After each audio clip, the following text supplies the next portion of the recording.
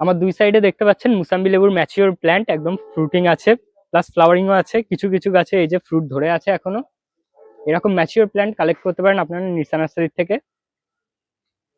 এখানে কিছু ভ্যারাইটি আছে, যেমন মিশরীয় মালটা আছে, তারপর আপনার সাউথ আফ্রিকান ইয়েলো মালটা আছে, ভ্যালেন্সিয়ার বিভিন্ন ভ্যারাইটি আছে, বাড়িওয়ান আছে।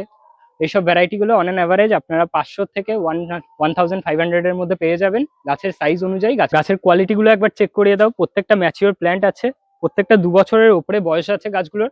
ছাদ বাগানে নিয়ে গিয়ে ফ্রুটিং এর জন্য একদম পুরো পারফেক্ট গাছগুলো।